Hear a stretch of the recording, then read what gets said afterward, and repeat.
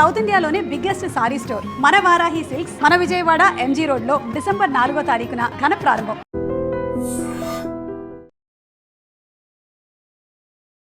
చాలా రోజుల తర్వాత మళ్ళీ ఇట్లాంటి వార్తలు బయటకు వస్తున్నటువంటి సిచ్యువేషన్.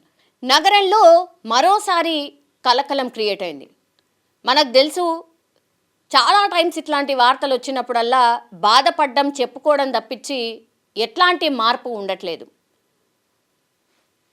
బాచ్పల్లి అట్లాగే ఈ శివారు ప్రాంతాలు ఏవైతే ఉంటాయో మనకు తెలుసు పెద్ద ఎత్తున ఈ జూనియర్ కాలేజెస్కి సంబంధించి అమ్మాయిలవి అబ్బాయిలవి కో ఎడ్యుకేషన్ అనుకోండి సపరేట్ అనుకోండి ఇవి పెద్ద ఎత్తున ఉంటాయి. అన్ని శివారు ప్రాంతాల్లోనే ఉంటాయి. అయితే ఈ హాస్టల్స్లో మరి ఎట్లా తిండి పెడుతున్నారో ఎట్లా చూస్తున్నారో ఈ పిల్లలకు చెప్పే చదువు ఏందో అర్థం కాదు. కానీ గొర్రెల మంద బర్రెల మందలాగా లోపల వేసేసి వాళ్ళని టార్చర్ చేసి చదవడం తప్పించి జీవితంలో అసలు ఏమీ లేదు అన్నట్టుగా పిల్లల్ని అట్లనే వేస్తున్నారు తల్లిదండ్రులు. ట్రీట్ చేసే ఈ కాలేజ్ యాజమాన్యం కూడా అట్లనే ఉంది. ఏం చేస్తారు, ఇటు పోతేనేమో తల్లిదండ్రుల ఒత్తిడి, అటేమో కాలేజ్ పోతేనేమో ఈ టీచర్లు లెక్చరర్ల ఒత్తిడి.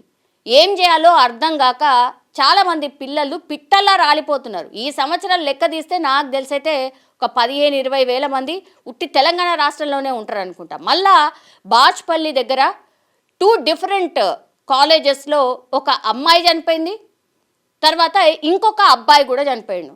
అమ్మాయి ఏమో ఫస్ట్ ఇయర్ చదువుతోంది, మహబూబ్ నగర్కి సంబంధించిన వ్యక్తి, మక్తల్ ప్రాంతంలో ఉంటారట. ఆమె హాస్టల్లో ఉరి వేసుకొని చనిపోయింది. అబ్బాయి వచ్చేసి ఇక్కడే ప్రగతి నగర్లో ఉన్నటువంటి కాలేజ్లో సెకండ్ ఇయర్ చదువుతున్నాడు, ఇంటర్ సెకండ్ ఇయర్ చదువుతున్నాడు. అతను కూడా ఇట్లనే ఉరి వేసుకొని చనిపోయినటువంటి సందర్భం. 2 ఇన్సిడెంట్స్ ఇప్పుడు బాచ్పల్లిలోనే జరగడం.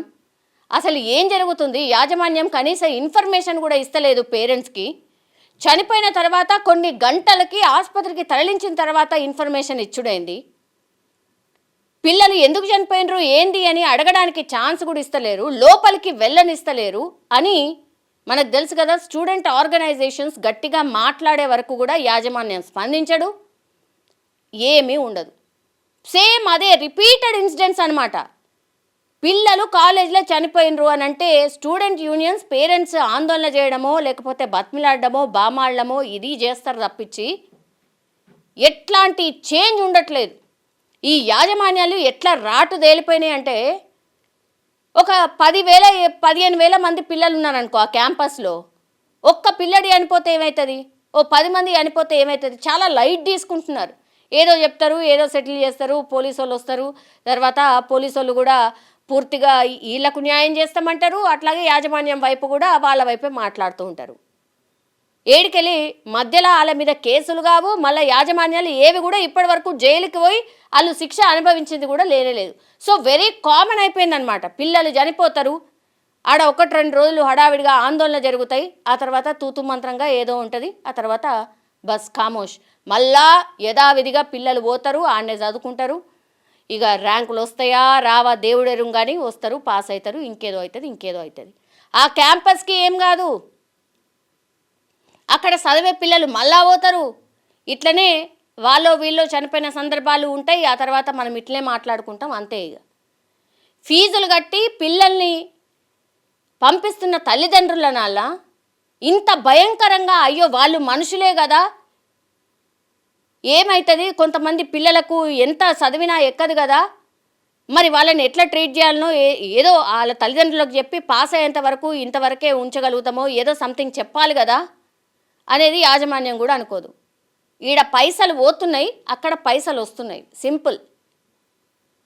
ఈ వ్యవస్థ పూర్తిగా ప్రక్షాళన చేస్తే ఇట్లాంటి చావులు జరగవు. ఇట్లాంటి చావులు ఎప్పుడు ఆగుతాయి అని అంటే జస్ట్ ఈ వ్యవస్థను పూర్తిగా పైనుంచి కింది వరకు ప్రక్షాళన చేయాలి, సింపుల్.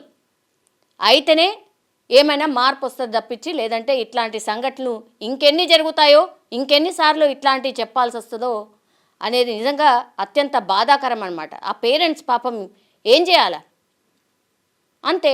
బిడ్డల్ని కోల్పోయిన పేరెంట్స్ 10 రోజులు 15 రోజులు అమ్మ అని ఏడుస్తారు తప్పించి తర్వాత వాళ్ళు కోల్పోయిన బాధ వాళ్ళ కుక్కలకే ఉంటుంది, యాజమాన్యానికి ఏముండదు, వ్యవస్థకు కూడా ఏముండదు. సో ఇవి ఆగాలి అంటే ఒకటే ఒకటి మార్గం, పూర్తిగా విద్యా వ్యవస్థని పైనుంచి కింది దాకా ప్రక్షాళన చేయడం అంతే. నిజంగా ప్రస్తుతం ఉన్నటువంటి సమాజం దేనికి ప్రయారిటీ ఇస్తుంది?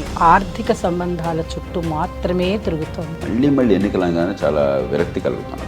మంచి అనిపిస్తుంది కదా, లేడీస్ కూడా ఛాలెంజింగ్ జాబ్స్ చేసినప్పుడు చాలా బాగుంటది. ట్రాఫిక్ అసిస్టెంట్స్ గా నియమించిన ట్రాన్స్జెండర్స్ అందరితో సాల్యూట్ చేయించుకుంటున్నారు. ఫుడ్ డెలివరీ ఇవ్వటానికి వెళ్ళినటువంటి డెలివరీ బాయ్ అనిల్ పై కళ్ళ ముందు